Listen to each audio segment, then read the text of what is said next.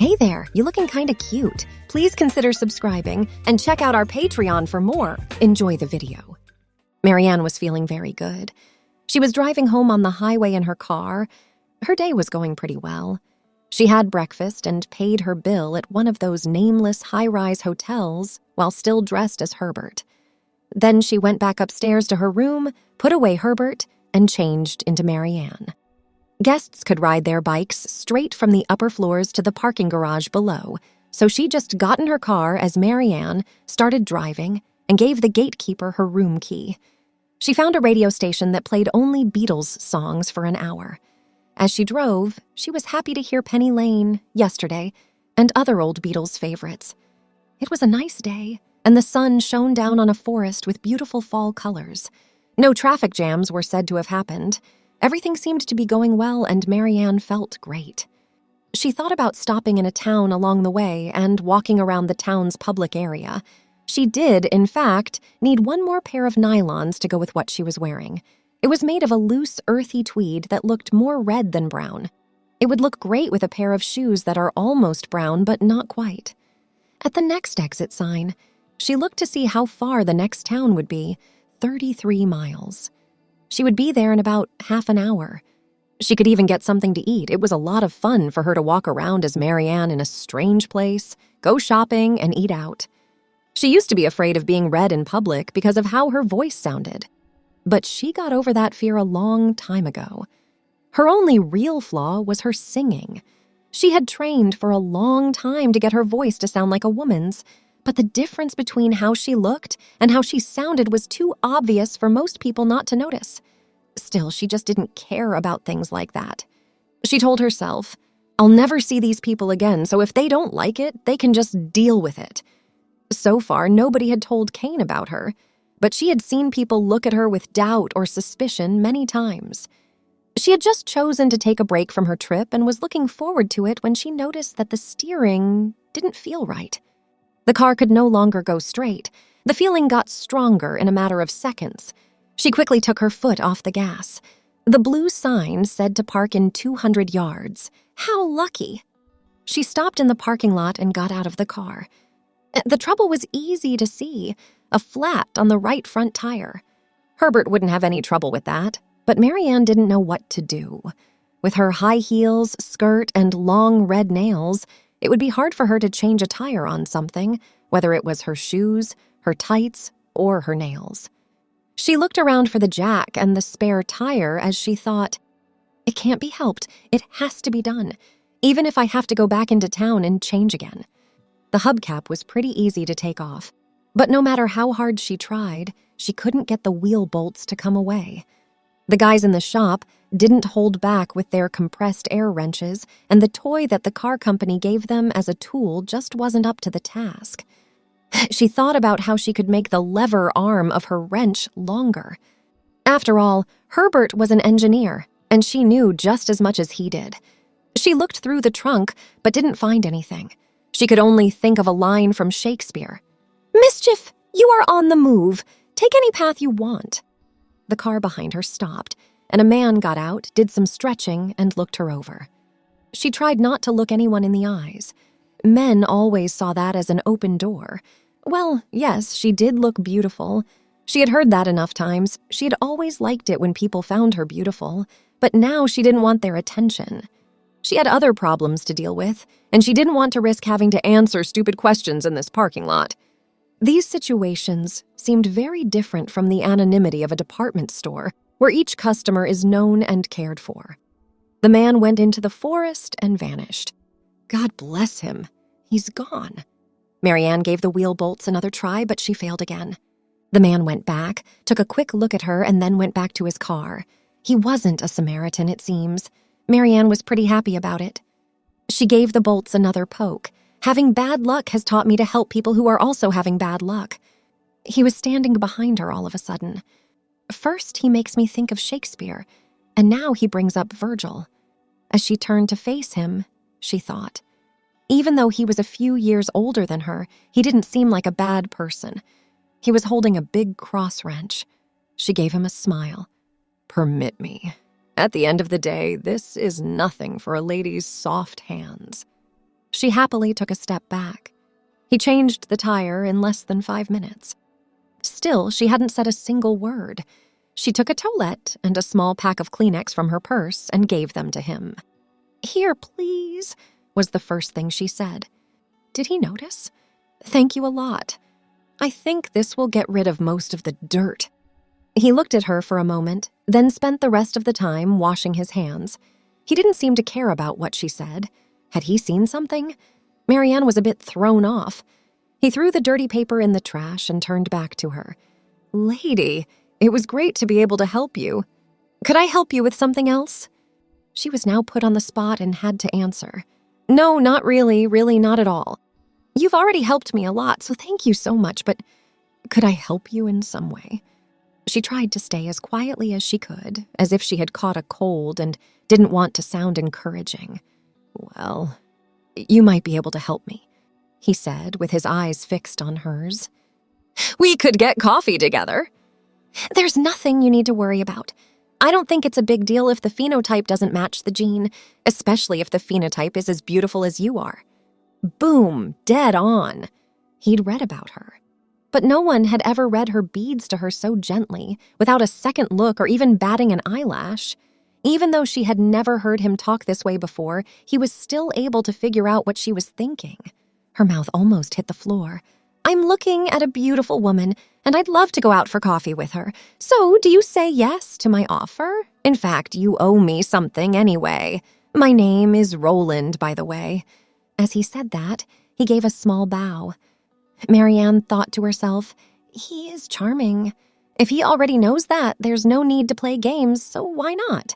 "Very happy," she said, giving her name as Marianne. "It would be nice to go out for coffee, but only if I ask you. I just wanted to get off of the highway at the next exit and do a little shopping in the next town.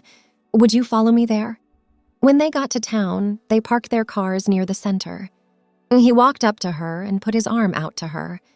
"Does this town look familiar? What were you trying to do?"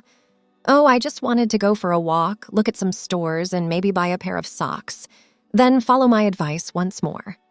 He had taken the lead without much thought. He knew his way around, so she was happy to follow him. It made her happy to walk around town with a good-looking guy.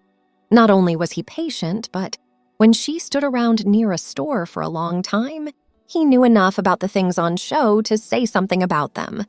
Together, they bought nylons and went to a shoe shop, but thought they didn't find anything that really worked. When they finally realized they were both hungry, he took her to a restaurant.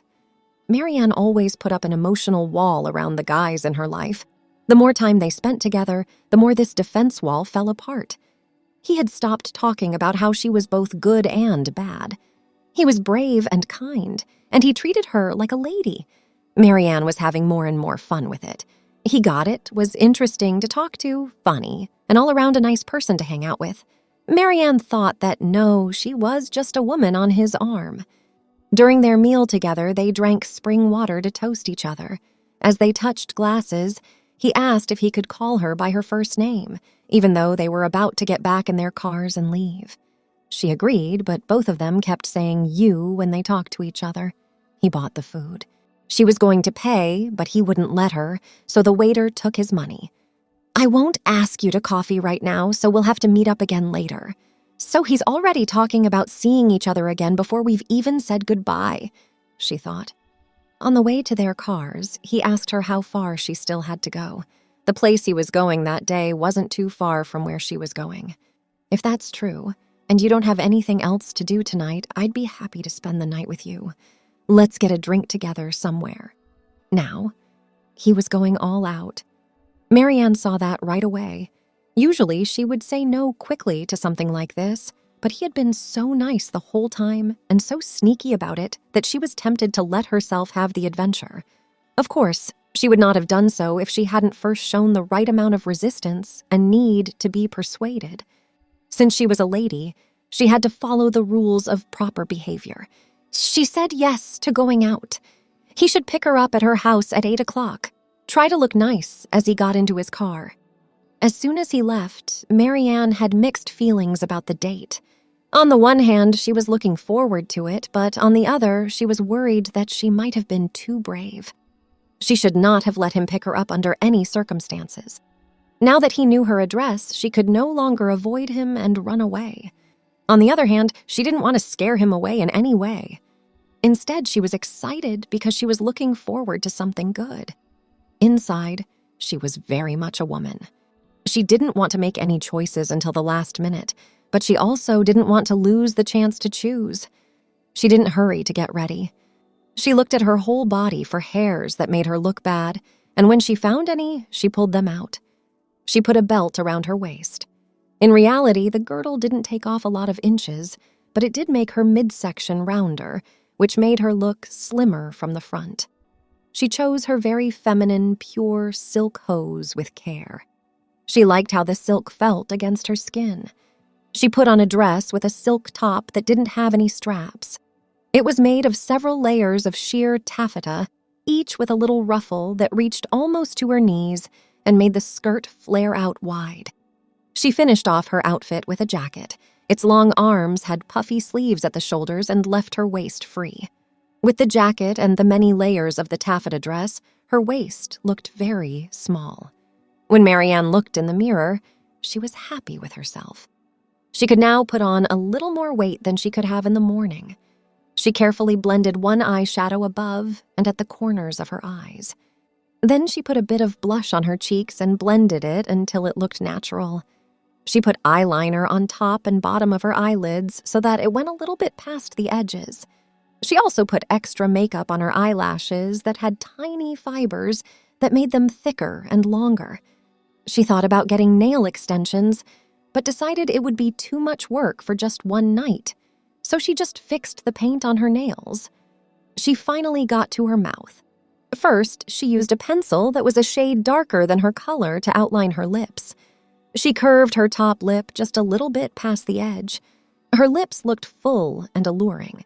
As she carefully brushed on her lipstick and ended with a few light touches and a bit of powder, she saw that she had done a great job. Finally, she gave her face a light dusting of powder, and she was done. Jewelry. She put long, colorful drop earrings on her earlobes and chose a chain with beads of different sizes and colors that went with them. That made her black dress look less harsh. She put on a pair of red pumps with 5-inch heels that she had to add even more color to her outfit. As she put them on, she hoped she wouldn't have to walk too far that night. In fact, she never should have bought these shoes in the first place. When she wore them, they hurt her feet. Still, she wore them over and over again because they made her look beautiful. She tried to walk in front of the wall mirror in her bedroom right away. She thought today was a good day for shoes. She cleaned up her room, making sure to get rid of any signs of Herbert in case Roland came in when he picked her up. She didn't want him to see anything that reminded him of Herbert. At 8, he rang her doorbell right on time. In his left hand, he held a beautiful bunch of fall flowers. He took her right hand and kissed it. Marianne almost broke down, and she smiled at him in her most beautiful way. Men who were so polite were hard for her to turn down. After he gave her the flowers, he told her how pretty she was in a way that made it sound like he meant it. When he asked her to, she turned around and showed herself from all sides. She was happy to hear him praise her. She took care of the flowers and then put on a short, wide-open jacket to get ready for her date. First, he took her to a wine bar where they had dinner. Marianne wore a tight belt, so she only had a small treat and a glass of white wine. Then they went to a bar with piano music. He talked about the same things he had talked about at lunch. Nice and friendly, but not very personal. In the bar, the conversation changed and became more personal and close. Marianne slowly told more and more about how she really felt and what she was thinking. It could have been the drink, or it could have been Roland's way of talking that made her more and more open. Roland could listen well. He didn't talk over her very often, and when he did, it was usually to encourage her to say more. She was glad she could talk about herself with someone who listened as well as he did. When she needed to be held, she took his hand without even thinking about it. God, he was perfect. Come on, let's leave this place.